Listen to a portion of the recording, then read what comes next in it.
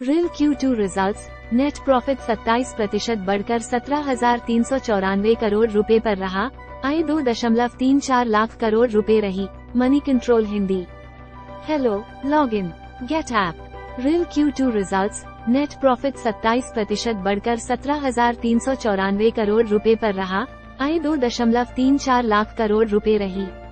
Real Q2 results, दूसरी तिमाही में कंपनी का कंसोलिडेटेड EBITDA 44,867 करोड़ रुपए 5.4 अरब डॉलर रहा है। इसमें सालाना आधार पर 30.2% की बढ़त हुई है। सालाना आधार पर दूसरी तिमाही में कंपनी का EBITDA 31,224 करोड़ रुपए से बढ़कर 40,968 करोड़ रुपए पर रहा है। वहीं EBITDA मार्जिन सालाना आधार पर 6.8% से बढ़कर 7.6% पर रहा है। मनी कंट्रोल न्यूज अपडेटेड अक्टूबर 27, 2023 पर रात के 8:31। एडवर्टाइजमेंट। रियल Q2 रिजल्ट्स, दूसरी तिमाही में कंपनी का कंसोलिडेटेड EBITDA 44,867 करोड़ रुपए रहा है। इसमें सालाना आधार पर 30.2% की बढ़त हुई है। Message. Set alert. BSE live, NSE live. Details. Real Q2 results, देश की दिग्गज कंपनी रिलायंस इंडस्ट्रीज लिमिटेड रिल ने 30 सितंबर 2023 को खत्म हुई वित्त वर्ष 2023-24 की दूसरी तिमाही के नतीजे जारी कर दिए हैं। इस अवधि में कंपनी का कंसोलिडेटेड मुनाफा सालाना आधार पर 27% बढ़कर 17,394 करोड़ रुपए रहा है। वहीं वित्त वर्ष 2022-23 की दूसरी तिमाही में कंपनी का मुनाफा 13,656 करोड़ रुपए पर रहा था। इसी तरह 30 सितंबर 2023 को खत्म हुई वित्त वर्ष 2023-24 की दूसरी तिमाही में कंपनी की आय 2.34 लाख करोड़ रुपए पर रही है। वहीं वित्त वर्ष 2022-23 की दूसरी तिमाही में कंपनी की आय 2.35 लाख करोड़ रुपए रही थी। दूसरी तिमाही में रिलायंस इंडस्ट्रीज लिमिटेड का कंसोलिडेटेड EBITDA 44,867 करोड़ रुपए 5.4 अरब डॉलर रहा है। इसमें सालाना आधार पर 30.2% की बढ़त हुई है। सालाना आधार पर दूसरी तिमाही में कंपनी का EBITDA 31,224 करोड़ रुपए से बढ़कर 40,968 करोड़ रुपए पर रहा है। वहीं EBITDA मार्जिन सालाना आधार पर 6.8% से बढ़कर 7.6% पर रहा है। रिलायंस रिटेल Q2 रिजल्ट, मुनाफा 21% बढ़कर हुआ 2,790 करोड़, आय बढ़कर हुई 77,163 करोड़ रुपए। संबंधित खबरें। SBI card Q2 results, company का नेट प्रॉफिट 15% बढ़कर 603 करोड़ रुपए हुआ। अपडेटेड अक्टूबर 27, 2023 पर रात के 9:57।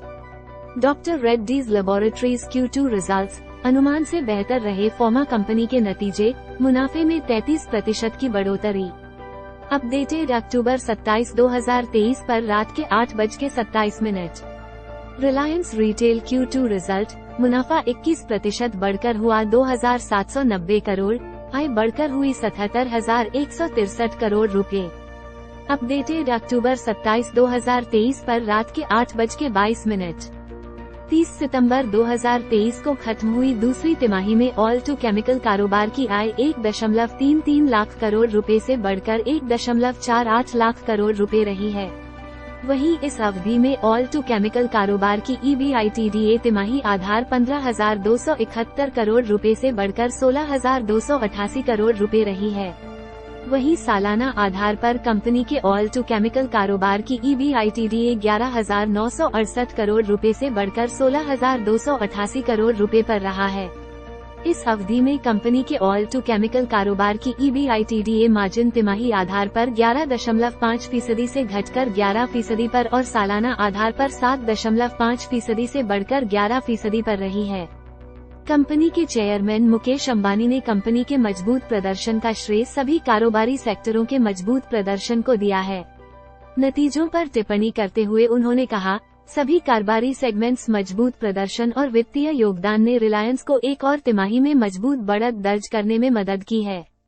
रिलायंस जियो Q2 रिजल्ट, नेट प्रॉफिट सालाना 12% बढ़कर हुआ 5,058 करोड़ रुपए।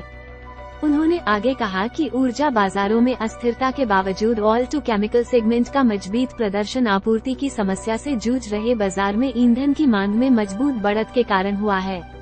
कमजोर ग्लोबल मांग और आपूर्ति की अधिकता के चलते डाउनस्ट्रीम मार्जिन पर दबाव बना हुआ है। तेल और गैस कारोबार की ग्रोथ हमारे लिए काफी है। KGD 6 ब्लॉक से उत्पादन बढ़ रहा है और यह भारतीय अर्थव्यवस्था के विकास में अहम भूमिका निभा रहा है। Disclaimer, network 18 media and investment limited पर इंडिपेंडेंट मीडिया ट्रस्ट का मालिकाना हक है। इसकी बेनिफिशियरी कंपनी रिलायंस इंडस्ट्रीज है। Money Control news tags #share markets first published October 27, 2023 शाम के 7:57।